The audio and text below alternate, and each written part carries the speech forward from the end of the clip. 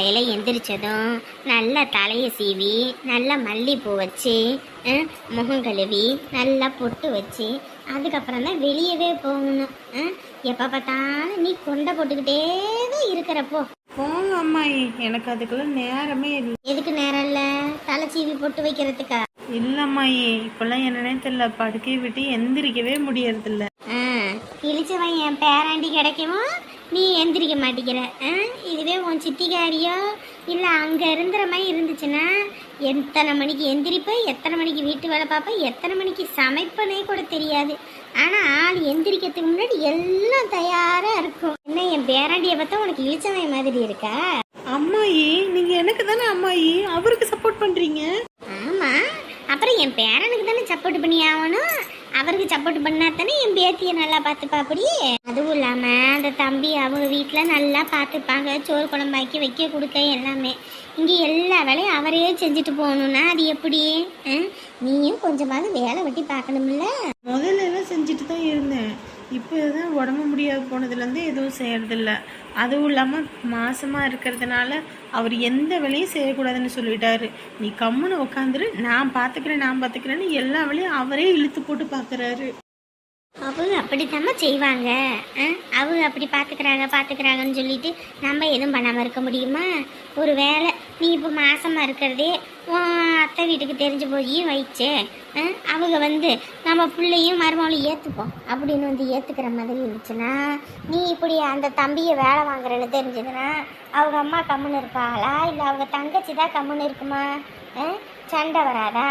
அதனால நம்ம எப்படி இருக்கணுமோ அப்படி நடந்துக்கணும். சரி அம்மாயி. அதுவும் இல்லாமல் சும்மா அவங்களையே எல்லா வேலையும் செய்யிட்டு விட்டோன்னு வை, அதுக்கப்புறம் நாளை பின்ன ஒரு சொல்லு கடன் ஆகிடும். என்ன ஒரு பிரச்சனைன்னு வந்துச்சுன்னா உனக்கெல்லாம் நான் தானே செஞ்சேன், நீ என்ன செஞ்ச எனக்கு அப்படின்னு கேட்டுப்படுவாங்க. நீ தெளிவாக குடும்பம் நடத்திக்க, சரியா? சரிங்க அம்மாயி. அதுவும் இல்லாமல் நம்மளே எங்கிட்ட போய் தேடி கண்டுபிடிச்சாலும் இப்படி ஒரு மாப்பிள்ளையெல்லாம் கிடைக்கவே கிடைக்காது. எவ்வளோ பிரச்சனை வந்தாலும் சரி, என்ன நடந்தாலும் சரி, இந்த தம்பியை மட்டும் என்னைக்கு நீ கைவிட்டுறக்கூடாது, சரியா? நான் எதுக்கு அவரை கைவிட போகிறேன்? அதுக்குன்னு இல்லடாமா, நீ அவங்க வீட்லேயே உன்னை சேர்த்துக்கிட்டாங்கன்னு வையே, அங்கே மாமியார் இப்போ ஏதோ பேசுவாங்க, நாத்தனார் ஏதோ பேசுவாங்க. ஏன் தம்பியே ஏதாவது ஒரு நாள் உன்னை பேசுகிற சூழ்நிலையே வந்தாலும் என்னைக்கும் எல்லாத்தையும் அனுசரித்து போகணும், சரியா? நீ பாட்டுக்கு கோபத்தில் 4 வார்த்தை பேசுறது வைக்கிறதுன்னு இருக்கக்கூடாது.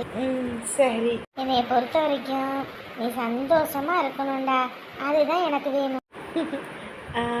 அப்புறம் தம்பி எதுக்கு உங்களுக்கு ஃபோன் பண்ணா? அதுவா, சம்பளம் வாங்க போகிறேன், அக்காவுக்கு என்ன வாங்கிட்டு வரட்டும் அப்படின்னா, எனக்கு என்னடா தெரியும்னே, வேலையை விட்டு கிளம்பும்போது ஃபோன் பண்ணுறேன், அக்காவுக்கு என்ன வேணும் ஏது வேணும்னு கேட்டு சொல்லுங்கள், நான் வரும்போது வாங்கிட்டு வரேன் அப்படின்னா. அவனே கஷ்டப்பட்டு 200 300ன்னு சம்பாரிச்சுக்கிட்டு இருக்கான். அதுலேயும் எனக்கு வாங்கி கொடுக்கணுமா?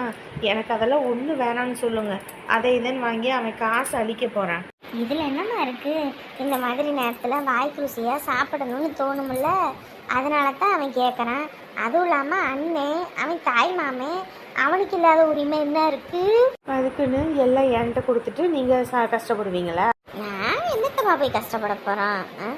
அது நாங்கள் ஏதோ ஒன்று பார்த்துப்போம், நாங்கள் என்ன இல்லாமையா இருக்கிறோம்? அதுவும் இல்லாமல் நாங்களும் எதுவும் செய்ய மாட்டோம்னா நாளை பின்ன தம்பி எதுவும் ஒன்று சொல்லிடக்கூடாது, அதுக்காக தான். அட போங்க அம்மாயி, அவரெல்லாம் எதுவுமே சொல்ல மாட்டார். நீங்கள் தான் அவர் அது இதுன்றீங்க. ஒரு உறவு கிடைக்கிதுன்னா அதை தக்க வச்சுக்கிறதுக்கு தான் பார்க்கணுமே தவிர நம்ம அஜாக்கிரதையாக விட்டுறக்கூடாதுமா. அப்படி விட்டுட்டோன்னு வையே நம்ம கையை விட்டு போயிடும். அப்படி தான் உங்கள் ஆத்தா நல்லா இருக்கான்னு அவள் உடம்ப பார்த்துக்காம எல்லாத்துக்காக உழைச்சி போட்டா. கடைசியில் அவள் போவான்னு நான் என்ன நினச்சா பார்த்தேன். உடம்பு முடியலன்னு ஒரு வார்த்தை என்கிட்ட சொல்லியிருந்தா கூட அவளை கூட்டிக்கிட்டு போய் நான் காவந்து பண்ணி காப்பாற்றிருப்பேன். யாருக்கும் செலவு வச்சிடக்கூடாதுன்னு எல்லாத்தையும் உள்ளுக்குள்ளேயே வச்சு பூட்டி மறைச்சிக்கிட்டதுனால தானே அவள் போக வேண்டியதாக போச்சு.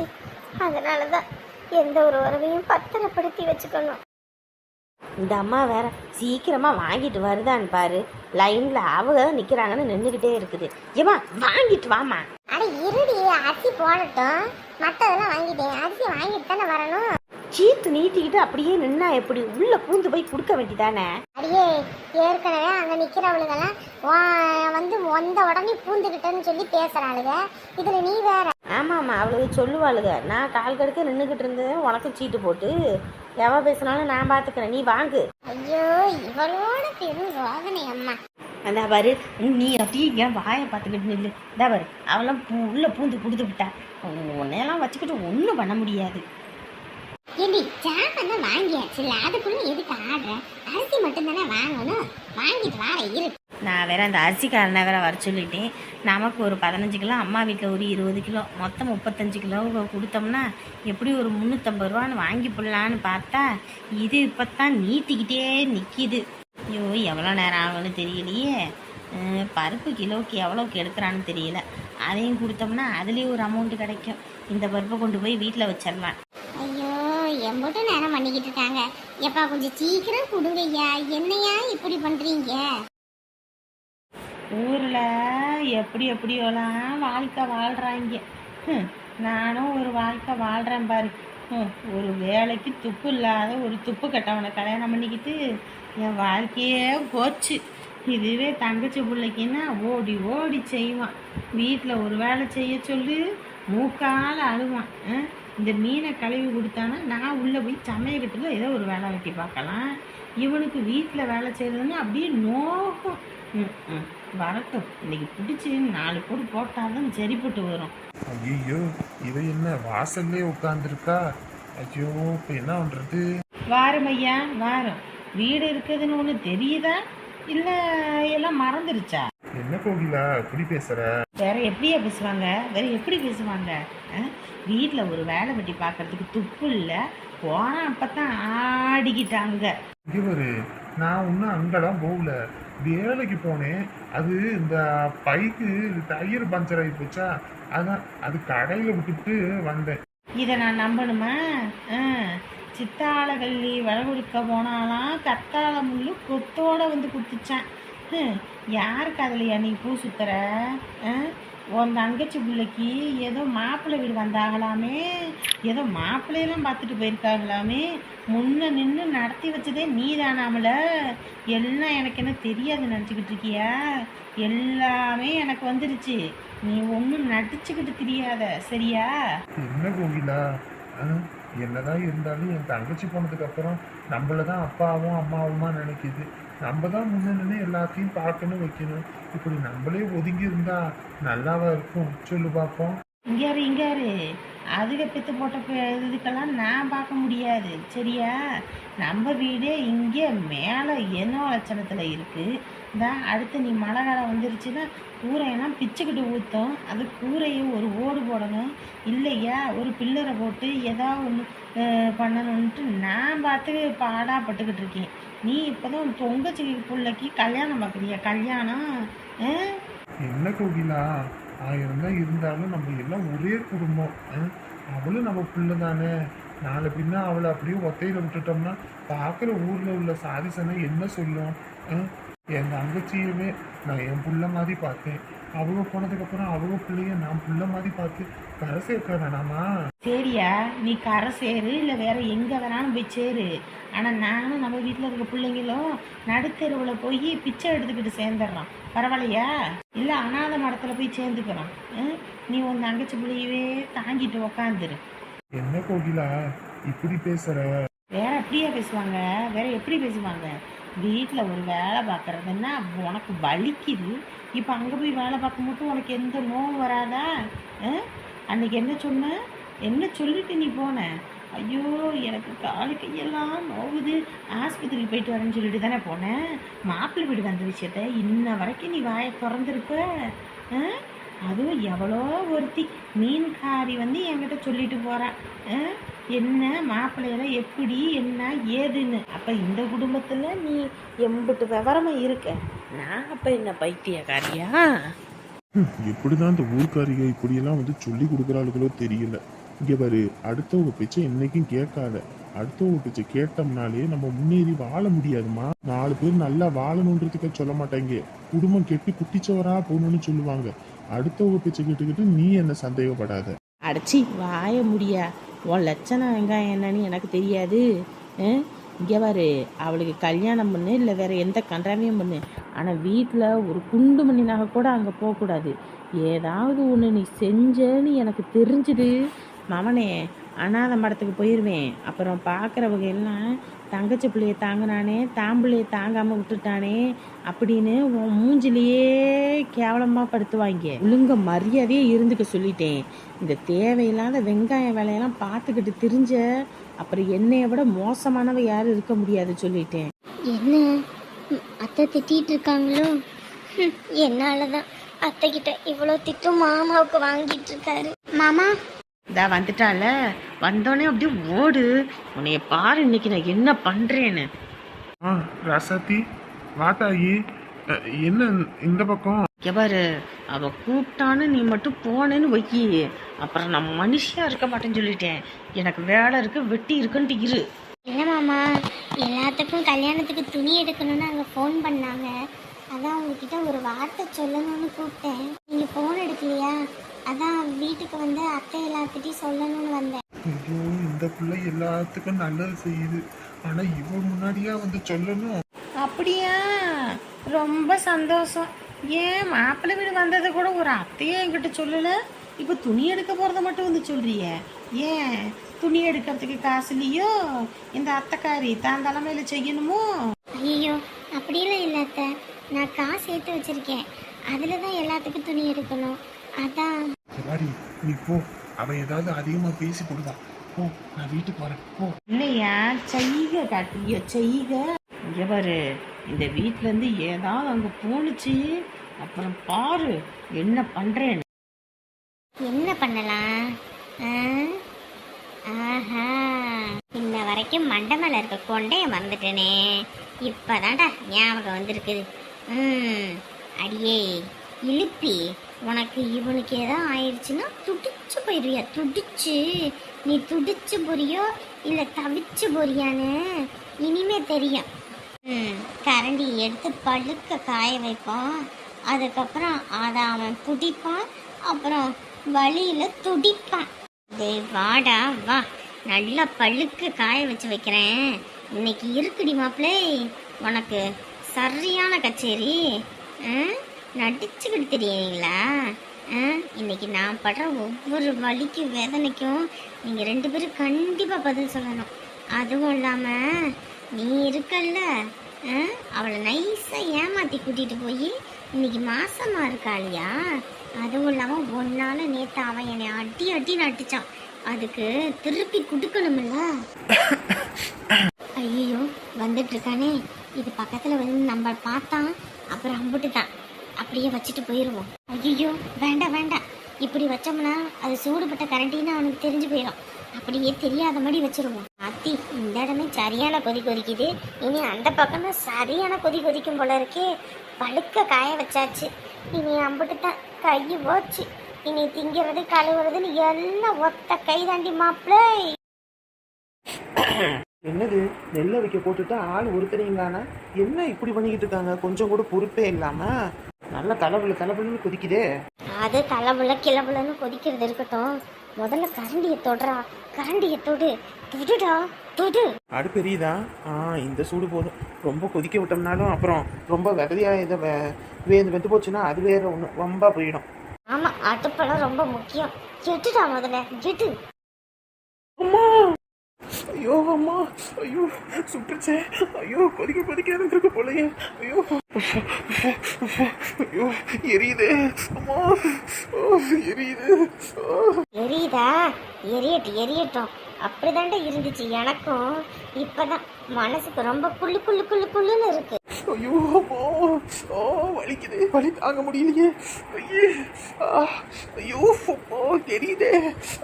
யாருல அங்க உட்காந்துட்டு இருக்கிறது? பின்னாடி ஆள் வந்துட்டாங்க போல இருக்கு, ஓடிடும். அம்மா, வலி தாங்க முடியலையே அம்மா. ஐயோ என்னடா நீங்க என்னடா பண்ணிக்கிட்டு இருக்க? முதலாளி, அங்கே தேங்காய் பறிச்சு போட வேணாம், இங்கே போய் நெல்லை விற்கிற இடத்துல போய் பாரு. நாங்கள் இங்கே வந்து கரண்டியை தொட்டனே, கை பழுக்க காய்ச்சி, கரண்டி எந்திருக்கும் போது பழுக்க காய்ச்சி போச்சுனே. ஐயோ, இது என்னடா இப்படி காய்ச்சி போய் கிடக்குது? ஐயோ ஆண்டவனே, இந்த கரண்டியை பார்த்து எடுக்க மாட்டியாடா? இல்லைண்ணே, பார்த்து தானே எடுத்தேன். நான் கரண்டி அந்த பக்கம் தானடா வச்சுட்டு போனேன். கரண்டிக்கு சூடு வர்றதுக்கு வாய்ப்பே இல்லையேடா. நான் தானடா கிண்டிட்டு போனேன். என்னன்னு தெரியலண்ணே, ரொம்ப கொதிக்க இருந்திருக்கு போலண்ணே. நடுக்குள்ள சரியான வழி தாக்க முடியலண்ணே. இவனே இந்த அழுகிறானே, இதை பார்த்து அந்த குண்டு பண்ணி எப்படி அழுவா. ஐயோ ஐயோ ஐயோ, அதை பார்க்கறதுக்கு நமக்கு குடுப்பனை இல்லையே, அதை பார்க்க நமக்கு குடுப்பனை இல்லையே. ஐயோ, இவன் அழுக அப்படி கேட்கும்போது ஆனந்தமா இருக்கு. அது என்னடா நீ வேலைக்கு வந்த இடத்துல இப்படி பண்ணி வச்சிருக்க? இதோட நீ எப்படி வேலை வெட்டி பார்க்க முடியும்? இல்லைண்ணே, ஏதாவது மருந்து இருந்தா கொடுங்க, அதை அப்படியே தேய்ச்சிக்கிட்டு நான் வேலை பார்த்துருக்கேன். அடே வச்ச உடனே கைய அப்படி எண்ணெய் சட்டியில விட்ட காய் ஊறி கணக்கா புஷ்சுன்னு வீங்கி போய் கிடக்குது. இதோட நீ செஞ்சு செப்டி காயிற போதுடா. முதல்ல போய் ஊசியை போடு. எந்திரி முதல்ல நீ வீட்டுக்கு கிளம்பு. இல்லைண்ணே, முதலாளிக்கு தெரிஞ்ச திட்டுவாங்கண்ணே. எங்க அண்ணன் அதெல்லாம் ஒன்றும் சொல்லாது. அதெல்லாம் முதல்ல நீ எந்திரி முதல்ல கிளம்பு. நீ கிளம்பியா? நீ போ, நான் அண்ணன்கிட்ட சொல்லிக்கிறேன். ஐயோ எப்படி காய்ச்சி போய் கிடக்குது. ஐயோ அப்பா, பயமா இருக்குது பார்க்கவே. ஏண்டி, அப்ப அரிசி விற்கிறதுக்கு தான் என்கிட்ட அரிசியை கொடுன்னு கேட்டியா நீ? ஆமாம்மா, கொடுத்தா ஒரு அமௌண்ட்டு கிடைக்கும்ல. இப்போ பாரு, 350 ரூபா யார் கொடுப்பா சொல்லு பார்ப்போம். 50 ரூபாய்க்கு அங்கே ரோஸ் மில்க் வாங்கி குடிச்சிட்டு அப்படியே போவோம், சரியா? பரவாயில்லடி. நீ எல்லாம் இப்படி யோசிக்கிற. உன் அன்னிக்காரி இந்த அரிசி எல்லாம் அதை பண்றேன் இதை பண்றேன்னு வேஸ்ட் தான் பண்ணுவா. நீ தாண்டி என் மவ, என் ராசாத்தி. சின்ன பொண்ணு, சின்ன பொண்ணு. ஏக்கா வாங்கக்கா. இந்த வேலையா இருக்கியா? இந்த துணியெல்லாம் இப்போதாக்கா காய போட்டு வந்தேன், வேலையெல்லாம் முடிஞ்சுது. ஏக்கா ஏண்டி, ரேஷன் கடையில் அரிசி பருப்புலாம் போடுறாங்களாமாடி? சரியான கூட்டம். போனோம்னா வாங்கிட்டு வந்துடலாம். இல்லைன்னு வையி, அப்புறம் நமக்கு பொருள் கிடைக்காதுடி மாச கடைசி ஆகி போச்சுன்னா. அதாடி, ரேஷன் கடைக்கு போகணும்னு நினச்சேன், நானே மறந்து தொலைஞ்சிட்டேன் பாரு. ஐயோ, இப்படித்தான் இருக்கணும். அதான் நீ அன்னைக்கே சொன்னல ரேஷன் கடைக்கு போகிற மாதிரி தான் சொல்லுங்கன்னு. அதான் ஓடி வந்தேன். கிளம்புன்னா கிளம்பு, போயிட்டு வந்துடுவோம். சரிக்கா, இந்த வீட்டில் போய் துணியை மாற்றிட்டு இந்த ரேஷன் கார்டு இந்த இதெல்லாம் எடுத்துகிட்டு வந்துடுறேன். சரிம்மா, நான் அப்படியே எல்லாம் எடுத்து வைக்கிறேன், போவோம். எப்பா, வீட்டில் என் மாமியார் கறி இருக்குன்னு தான் பேர். ஒரு வேலை வெட்டி பார்ப்போம், ஒரு ரேஷன் கார்டு இல்லை ரேஷன் இது வாங்கிட்டு வருவோம். ஏதாவது ஒன்று இருக்குது, வாங்கி வச்சோம்னா சொக்கா கொட்டி திம்பாங்க. ஆனால் ஒரு பொருள் வீட்டுக்கு வாங்கி வைக்க மாட்டாங்க. அரிசி வாங்கினாதான்ப்பா பரவாயில்ல, கடை அரிசியை வாங்கி கட்டுப்படி ஆகாது. இது இருந்துச்சுன்னா தோசைக்கு இட்லிக்குன்னு போட்டுக்கலாம். அப்புறம் இந்த இடியாப்பம் அந்த புள்ள கேட்டானா அதையும் போட்டு அவிச்சிக்கலாம். கொழுக்கட்டை எதுவும் பிடிச்சி கொடுக்கலாம். இது இருந்துச்சுன்னா பிரச்சனை இல்லை, கொஞ்சமாவது மிச்சமாகும். சாப்பிட்டுக்கிட்டு அப்படியே படுக்கக்கூடாது, உட்காரக்கூடாது. கொஞ்சமாவது வயிற்றுல இருக்க சாப்பாடு ஜீரணமாகணும்னு அப்படியே கொஞ்சம் காலாட நடந்து போயிட்டு வரணும். ஏன்னா இதுக்கு முன்னாடி எப்படின்னு தெரியாது, ஆனால் இதுக்கப்புறம் அப்படியெல்லாம் இருக்கணும், சரியா? ஐயோ, ராணி வேற இங்கேயே நிற்கிது. கைக்கு வேற அப்படி பழுத்து போயிருக்கதை பார்த்துச்சு. ஐயோ, அம்பிட்டு தான் துடிச்சு போயிருமே. தம்பி வந்துட்டா அப்படி. முதல்ல வீட்டில் இருங்க, இன்னைக்கு என்னமோ தெரில உங்களோட இருக்கணும்னு தோணுச்சுன்னு. ஆனால் ஐயா இருக்க மாட்டேனீங்க, இப்போ வந்துட்டீங்க. எல்லாம் சும்மாதான். சும்மாவா? ஏதோ எனக்கு ஏதோ வாங்கிட்டு வந்திருக்கீங்க, அப்படிதானே? ஐயோ, நானே பின்னாடி கையை மறைச்சி வச்சிருக்கேன், காயம்பட்டது தெரியக்கூடாதுன்றதுக்காக. இது ஏதோ பொருள் நினச்சிக்கிட்டா போல இருக்கே. என்னங்க, சாப்பிட்றதுக்கா எதுவும் பலகாரம் வாங்கிட்டு வந்தீங்களா? அதெல்லாம் ஒன்றும் இல்லை, சும்மா எதையாவது பின்னாடி வச்சுட்டு வர வேண்டியது, அதுக்கப்புறம் என்கிட்ட நடிக்க வேண்டியது. இதையே ஒரு பழக்கம் தானே உங்களுக்கு. என்னங்க வச்சிருக்கீங்க, கொடுங்க. ஐயோ ராணி, ஒன்றும் இல்லை, சரியா? சொன்னா கொடுக்க மாட்டீங்க, கொடுங்க முதல்ல. ஐயோ, ஒன்றும் இல்லைம்மா, ஒன்றும் இல்லைன்றல. சின்ன ஜிருசுங்க, இதுங்களுக்கு இதையே ஒரு பேரு தான். ஓஹோ, ரொம்ப நடிக்காதீங்க, நானே கண்டுபிடிக்கிறேன் பாருங்க. இந்த கையில் சிக்காம போறீங்களோ? இங்க பாருங்க, கையை காட்டிருங்க. ஐயோ, ஒன்றும் இல்லை ராணி, ஒன்றும் இல்லைன்றல. குடிச்சிட்டேனே, இப்போ என்ன பண்ணுவீங்க? ஐயோ ராணி, ஒன்றும் இல்லைம்மா, விடுமா, விட முடியாது, கொடுங்க. கடவுளே, என்னது இது? என்ன கையெல்லாம் இப்படி? அது ஒன்றும் இல்லை, சும்மா அது நெல்லை வைக்கும்போது கரண்டி சுட்டுருச்சு. ஏங்க, இது கரண்டி சுட மாதிரி இல்லை, ஏதோ வேணும்னே பழுக்க காயப்பட்டு இழுத்த மாதிரி இருக்கு. ஐயோ, இங்கே பாரு, ஒன்றும் இல்லை, எதுக்கு இந்த நேரத்தில் அழுதுட்டு இருக்க? இங்க பாருங்க, எனக்கு தெரியாதா? இது பாருங்க எப்படி இருக்குன்னு. காலையில என்னமோ தெரியல, நீங்கள் வேலைக்கு போகும்போதே என் மனசு ஒரு மாதிரி உறுத்திக்கிட்டே இருந்துச்சு. இன்னைக்கு வேலைக்கு வேண்டான்னு சொல்லு. அதனால தான் உங்களை இருங்கன்னு சொன்னேன். வேலைக்கு போகிற மனுஷனை தடுக்கக்கூடாதுன்னு தான் சரி போயிட்டு வரட்டும்னு விட்டா இப்படி கையை பழுக்க காய வச்சு இழுத்துக்கிட்டு வந்திருக்கீங்களேங்க. என்னங்க இது? தம்பி என்ன தம்பி கை என்ன இப்படி கொப்பளிச்சு போய் கிடக்குது? இல்லை பாட்டி, நெல்லை விற்கும்போது அந்த கரண்டி சூடாக இருந்திருக்கு, அது தொடர்ந்து இப்படி ஆயிடுச்சு. ஏன்பா கொஞ்சமாவது பார்த்து பண்றது இல்லையா? என்னப்பா வேலை பார்க்குறீங்க நீங்க? ஐயோ ஆண்டவனே, வலிக்குதா? இல்லை வலியெல்லாம் ஒன்றும் இல்லை. சும்மா சொல்லாதீங்க, உங்களுக்கு வலிக்கும். சரி இருங்கப்பா, என்ன எடுத்துட்டு வந்து நல்ல கோதி விடுவோம், அதுக்கப்புறம் ஆஸ்பத்திரிக்கு போவோம். இருங்க. ஏங்க யாரும் எதுவும் பண்ணிட்டாங்களா? சொல்லுங்கங்க. நீ லூசு, அப்படியெல்லாம் யார் என்ன வந்து பண்ணிடுவாங்க? அதெல்லாம் ஒன்றும் கிடையாது. நீ பாட்டுக்கு அதை இதுன்னு யோசிச்சுட்டு பயந்துக்கிட்டு கிடக்காத. இல்லை, நீங்கள் எப்பயுமே இப்படிதான் பண்ணுவீங்க. எவ்வளோ கஷ்டம்னாலும் வெளியே சொல்லக்கூடாதுன்னு மறைப்பீங்க. எனக்கெல்லாம் ஒன்றும் இல்லைம்மா, உண்மையாலே எனக்கு வலி இல்லை. மடி இந்தாம்மா, தம்பிக்கு இதை போட்டு விடு. வலிக்குது. பார்த்து பொறுமையாக போடுறேன். நீ லூசு, எனக்கு ஒன்றும் இல்லை, நீ அழுகாத. ஆமாம், அழுகாமல் எப்படி இருக்க முடியும்? அது சரியா போயிடுமா, அது சரியா போயிடும், நீ அழுவாத. ரேஷன் கடை கணக்கா எங்கே போணுச்சுன்னு தெரியல. அது எப்படி கையும் காலும் முளைச்சுமா போவோம்? இங்கே தான் வீட்டில் இருக்கோம், நீ எங்கேயோ வச்சுட்டு எங்கேயோ தேடுற பாரு. ஐயோ இல்லைங்கக்கா, நாங்கள் எப்போ ரேஷன் கார்டு எடுத்தாலும் அதுக்குன்னே ஒரு ஃபைல் வச்சுருக்கோம். அதில் தான் அதுக்கு உண்டானதை போட்டு வைப்போம். யாருமே எதை எடுத்தாலும் அதிலே வைக்கணும்னு சொல்லியிருக்கு. அப்படி மாற்றிலாம் வைக்கிறதெல்லாம் அதெல்லாம் கிடையாதுக்கா. எங்கிட்டு போணுச்சுன்னு தெரியலக்கா. சபாபாபாப்பா, என்ன வெயில். ரோஸ் மில்க குடிச்சதுக்கு அப்புறம் தான் கண்ணை பளிர்னு தெரியுது. என்ன வெளியே நின்று போறீங்க? அடியே மருமவள, ஏடி வீட்டில் ஒரு வேலை வெட்டி பார்க்காம என்னடி உனக்கு பிறந்த வேண்டியது கேட்குது? ஆமாம், என்னை பார்த்தா உங்களுக்கு பிறந்தி பேசுகிறோம்னா இருக்கும். வீட்டில் ரேஷன் கடைங்கன்னா நானே பைத்தியம் முடிச்சு போய் கிடக்கிறேன். ரேஷன் கடா? ஏன்? அரிசி பருப்பெல்லாம் போடுறாங்க, போய் வாங்கிட்டு வந்து வச்சா ஒரு மாதத்துக்கு ஓட்டி போடலாம். அதுக்கு தான் வேற எதுக்கு? அதுவா, வாங்கிட்டேன். வாங்கிட்டீங்களா? மாசமே இப்போ தானே பிறந்திருக்கு, அதுக்குள்ளே என்னத்தை போய் எப்போ வாங்கினீங்க? இப்போதான் வாங்கினேன். அரிசி பருப்பெல்லாம் வாங்கி என் பிள்ளைகிட்ட கொடுத்துட்டு பாமா எல்லாம் கொடுத்துட்டு சர்க்கரையும் கோதுமையும் கொடுத்தாங்க. அதை மட்டும் எடுத்துட்டு வந்தேன். அடி பாவி மாமியாரே, என்ன வேலை பார்த்துருக்குது பாரு. நீங்கள் தான் இப்போ ரேஷன் கார்டு எடுத்துகிட்டு போனீங்களா? ஆமாம், வேற ஏன்னா வந்து வீட்டில் வந்து நோண்டியை எடுத்துகிட்டு போப்பான். நான் தான் என் பிள்ளைக்கு வாங்கி கொடுக்கணும்னு போனேன். இப்போ என்ன அதில் குறைய கண்டுட்டுன்னு இப்படி வாழ்னு கத்துற? நான் உங்களுக்கு கத்துறது மட்டும்தான் தெரியுது, நீங்கள் பண்ணுறது உங்களுக்கு தெரியல.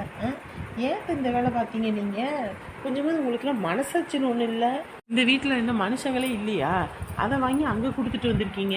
அவன் வீட்டில் என்ன எதுவுமே இல்லாமையா இருக்குது? ஏண்டி புள்ள வாயை விட்டு கேட்கும்போது கொடுக்காம எப்படி வர முடியும்? நீயும் ஒரு பொம்பளை பிள்ளை வச்சிருக்கியே, நான் போய் கேட்டால் கொடுக்க மாட்டியா? அதுக்குன்னு தனக்கு போக தான் தானமும் தர்மமும். இப்படி நமக்கே இல்லாமல் போய் தானம் பண்ணணுன்ற அவசியம் இல்லை. இங்கவாரடி, நான் என் பிள்ளைக்கு கொடுப்பேன், என்ன வேணாலும் பண்ணுவேன். அதை கேட்கறதுக்கு இந்த வீட்டில் யாருக்கும் உரிமை கிடையாது, புரியுதா? என் பையனா இருந்தாலும் சரி, நீயா இருந்தாலும் சரி, உன் வேலை வெங்காயத்தை மட்டும் பாரு, என் விஷயத்துல தலையிடாத.